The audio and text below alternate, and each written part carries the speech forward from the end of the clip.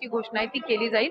आता 1500चा लाभ आहे आणि जे लाभार्थी आहेत, जे व्हेरिफाईड झालेले आहेत, ज्यांना गेल्या महिन्यांपासून लाभ मिळत आहे, त्या पद्धतीने त्यांना मिळत आहे। अशा जो काही लाभाचं वाटप आहे किंवा डीबीटी आहे, हे ज्या वेळेला राज्याचे मुख्यमंत्री देवेंद्रजी फडणवीस साहेब, उपमुख्यमंत्री एकनाथजी शिंदे साहेब आणि उपमुख्यमंत्री अजितदादा यांच्या मंत्रिमंडळामध्ये किंवा मीटिंगमध्ये ज्या वेळेला तशा पद्धतीच्या सूचना दिल्या जातील, त्या पद्धतीनं पुढचं डीबीटी हे निश्चितपणाने होईल।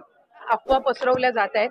शेवटी कुठले निकष कशा पद्धतीनं लावले जातील, कशा पद्धतीनं बदलले जातील, कशा पद्धतीनं कुठली जर एखादी तक्रार आली तर त्या संदर्भातली कशी स्क्रुटिनी केली जाईल, हा निर्णय शासनाचा आणि विभागाचा राहतो।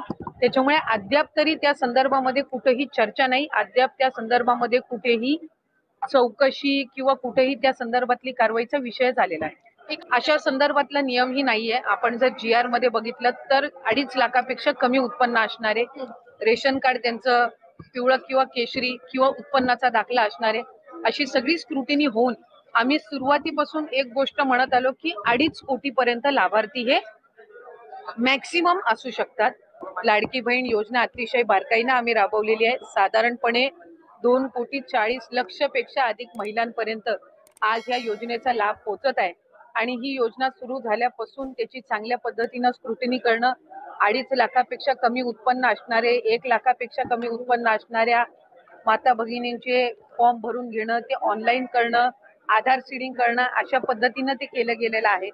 त्याच्यामुळे कुठेही स्क्रुटिनी ही 2.5 कोटी महिलांची किंवा लाभार्थ्यांची होणं हे शक्यही नाहीये आणि ते करणंही नाहीये, कारण आज त्या महिला 5 महिन्यापासून लाभ घेत आहेत एक। आणि दुसरी गोष्ट म्हणजे कोणाची जर तक्रार त्या संदर्भामध्ये पुढं मागं कधीही, म्हणजे आज मी आमदार म्हणून आपल्या सर्वांसोबत संवाद साधत आहे, मंत्री म्हणून मी त्या विभागाचं काम केलेलं आहे, पुढं मागं कधीही त्या संदर्भातली कुठली स्पेसिफिक तक्रार जर आली तर त्या संदर्भातला जो काही तेवढ्या पुरतची स्क्रुटिनी करण्याचा, म्हणजे उदाहरणार्थ एखाद्या XYZ जिल्ह्यातल्या 100 लाभार्थ्यांबद्दल जर तक्रार झाली तर त्या 100 लाभार्थ्यांपुरतची चौकशी करायची किंवा नाही हा सुद्धा, किंवा स्क्रुटिनी करायची किंवा नाही हा सुद्धा निर्णय हा शासन जर तशा पद्धतीचं कधी काही घडलं किंवा आलं तर त्या संदर्भामध्ये घेण्यात येईल। कुठेही स्क्रुटिनीचा विषय येत नाही।